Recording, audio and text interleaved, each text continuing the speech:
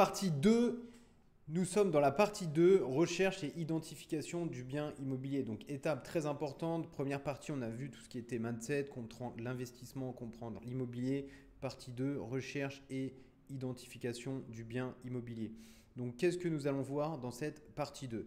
Nous avons trois sous-parties. La première, définir ses critères de recherche, déterminer ses objectifs, son budget et ses préférences en matière de localisation.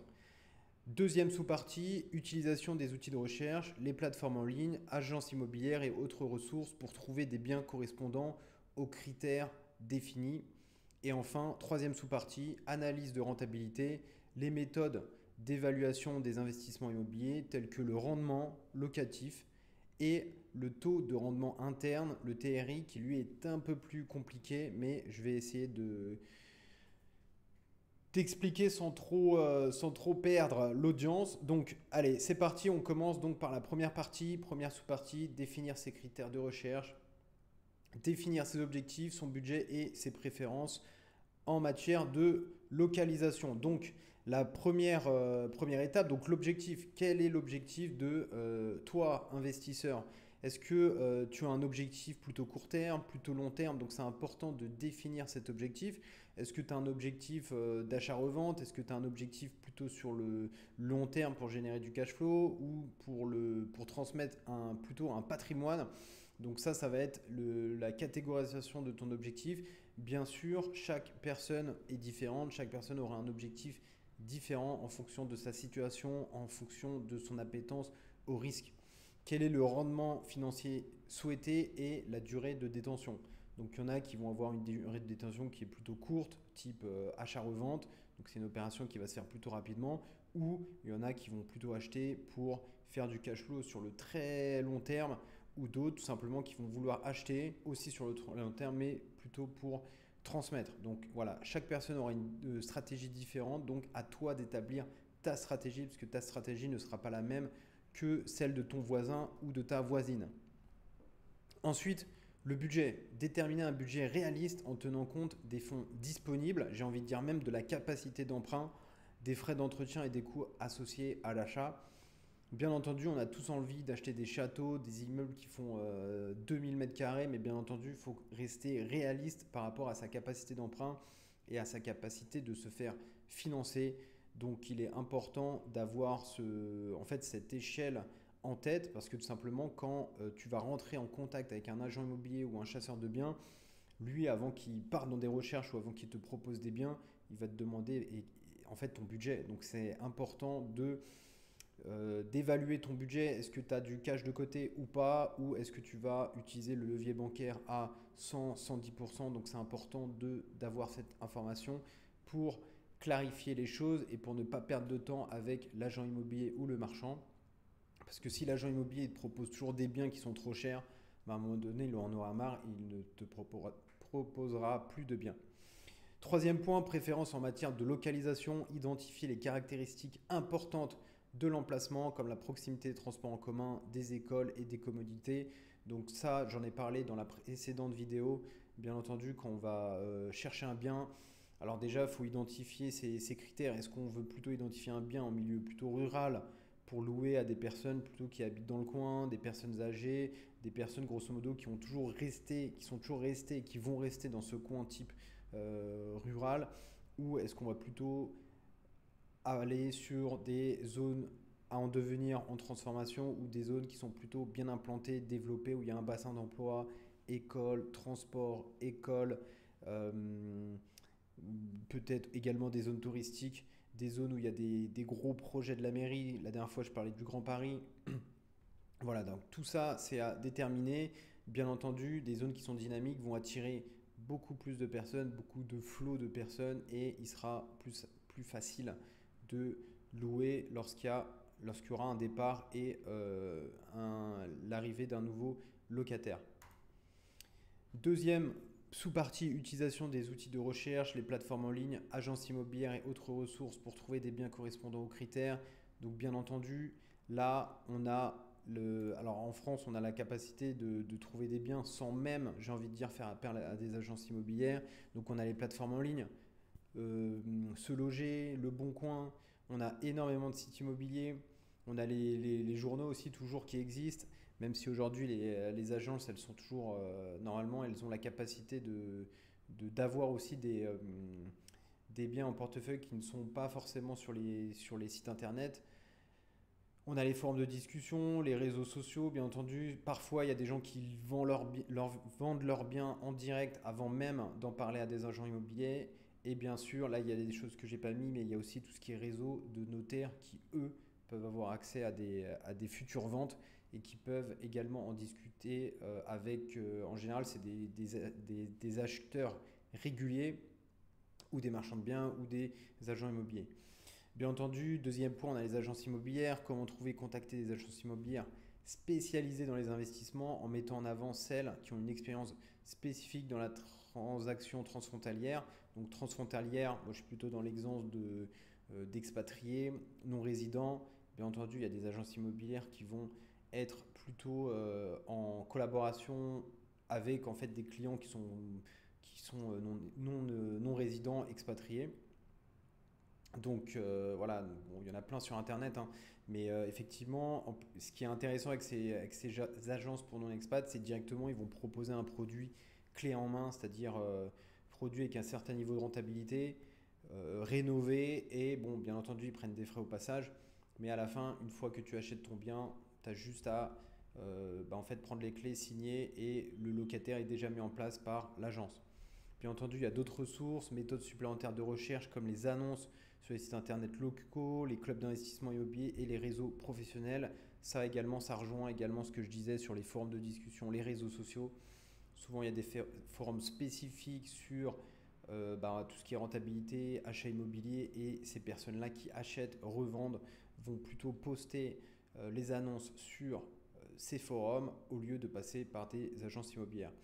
Alors, faut pas négliger tout ce qui est réseaux sociaux, les forums de discussion. Moi, par exemple, sur un bien immobilier, j'avais réussi à avoir un prêt bancaire via un contact que j'avais obtenu sur un réseau social. Donc voilà, il est bon, bien entendu, il faut prendre avec des pincettes les informations qu'on a sur ces forums-là.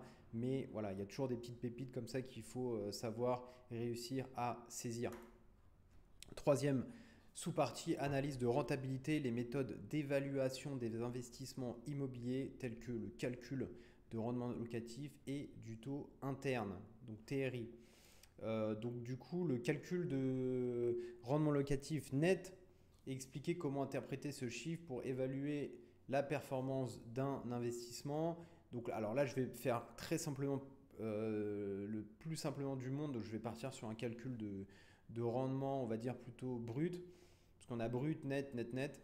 Donc le brut, en fait, on prend, on extrait, alors ça inclut, donc on va pas exclure la partie, tout ce qui est partie fiscalité. Là, ce qu'on va prendre, on va juste tout simplement prendre les loyers, on va multiplier par 12. Et 12 pourquoi? Parce qu'il y a 12 mois dans l'année, et on va diviser par le prix du bien. Ensuite, la différence entre net, net, net, on va inclure des frais supplémentaires, les frais de notaire, les impôts, etc. Là, je ne vais pas rentrer dans la complexité, mais grosso modo, pour avoir un bien qui commence à être rentable et qui permette automatiquement de payer tout ce qui est charge, on va prendre un taux, un rendement brut, on va dire grosso modo de 10%. Après, si on peut aller au-dessus, c'est mieux, bien entendu, il y a des possibilités d'aller au-dessus, hein. Avoir un taux compétitif, négocier le prix à la baisse. Voilà, il y a plusieurs leviers pour atteindre un taux de rentabilité intéressant. Ensuite, on a le TRI, taux de rendement interne. Donc, en quoi consiste le TRI? Donc, le TRI est utile pour comparer différents investissements et comment il tient compte du temps et de la valeur de l'argent dans le temps. Donc, effectivement, dans le TRI, en fait, effectivement, il y a la partie temps et il y a effectivement la partie flux de trésorerie. Donc, flux de trésorerie, c'est quoi? C'est les entrées d'argent, donc entrée d'argent, flux de trésorerie positif, sortie d'argent, sortie, donc flux négatif. Donc le TRI est calculé en le taux d'actualisation qui ramène la valeur actuelle nette, donc la vanne, de tous les flux de trésorerie futurs à zéro. Le TRI est un indicateur puissant car il tient compte du montant où les flux de trésorerie sont perçus, du moment. Donc c'est pour ça qu'on a la partie temps où les flux de trésorerie sont perçus, mais il peut être complexe à calculer sans l'aide d'outils informatiques ou d'une calculatrice financière. Bon, Avec une macro Excel, c'est assez simple de calculer ça. On a une formule, on met juste les paramètres dedans. Dis-moi si tu as besoin que je partage cette macro, je pourrais la partager, mets-moi ça en commentaire. Et en gros, pour expliquer simplement, on a donc les flux de trésorerie inclus l'investissement initial. Donc l'investissement initial, c'est le montant total dépensé pour l'achat du bien immobilier, y compris les frais d'acquisition. Donc frais d'acquisition, c'est quoi? Donc montant du prix, frais d'acquisition, les frais de notaire et tous les frais annexes, assurances liés au prêt bancaire. Les flux de trésorerie positifs, donc c'est les revenus locatifs nets qui sont perçus chaque année. Et les flux de trésorerie négatifs, c'est tout ce qui est dépenses récurrentes, entretien, gestion du bien, taxes, maintenance, voilà, tout ça, ça va être pris en compte dans les flots, donc dans le flux de trésorerie négatif. Pourquoi négatif? Parce que c'est grosso modo, c'est de l'argent qui sort de ta poche, et positif, c'est de la trésorerie qui rentre dans ta poche, donc positif. Et bien entendu, dans ce calcul-là, donc la formule, elle est un peu compliquée, mais avec la macro Excel, c'est super simple. On prend en compte la revente du bien, donc le produit de la vente à la fin de la période d'investissement. Effectivement, donc l'aspect étant, on aura année 1, année 2, année 3 jusqu'à année 12 ou 25. Et puis on aura le TRI en fonction de l'année 1, l'année 2, l'année 3, etc. Et en fonction des paramètres dans cette formule, donc on a CFT. Donc CFT, c'est quoi? C'est le flux de trésorerie net à l'année. Donc flux de trésorerie net, c'est quoi? On prend le flot de trésorerie positif et on va déduire le flot négatif et on aura le flux de trésorerie net. N, c'est la durée de l'investissement. Est-ce que tu gardes ton bien sur 10, 12, 20, 22 ans? Et en fonction de ça, on aura le TRI par année. Ensuite, on a TRI, c'est le taux de rendement interne que l'on cherche à déterminer. Et bien entendu, dans l'interprétation du TRI, si on a un TRI donc supérieur à un taux exigé, on aura un investissement qui est rentable. Et si on a un TRI qui est inférieur à un taux exigé, on aura un investissement qui n'est pas rentable. Encore une fois, là, on est dans une formule qui est un peu compliquée. Si tu veux que je simplifie, que j'explique dans le détail avec un exemple concret, tu me le mets en commentaire. Si tu as besoin d'avoir la macro qui te permet de calculer ça avec des chiffres, dis-le moi et je la mettrai à disposition également. Mets-moi en commentaire ce que tu penses en commentaire de cette vidéo.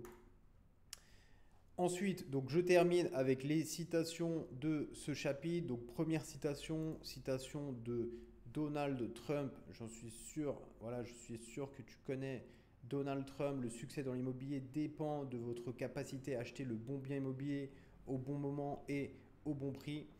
Deuxième citation de Greg Anderson. Le succès est un voyage, pas une destination. La joie est trouvée non pas dans la fin de la quête, mais dans sa poursuite. Donc effectivement, alors si je pars sur sur la première citation, effectivement, si on repart sur la première vidéo que j'ai faite, on voit que sur le long terme, peu importe les crises économiques, financières, géopolitiques, etc., sur le long terme, on a toujours eu le prix du bien immobilier qui s'est toujours apprécié, peu importe inflation ou pas, montant des taux ou pas. Donc en gros, le meilleur moment pour investir, j'ai envie de dire, c'est il y a 20, 10 ans, mais le meilleur moment, c'est toujours aujourd'hui qu'on compare à dans 10 ans.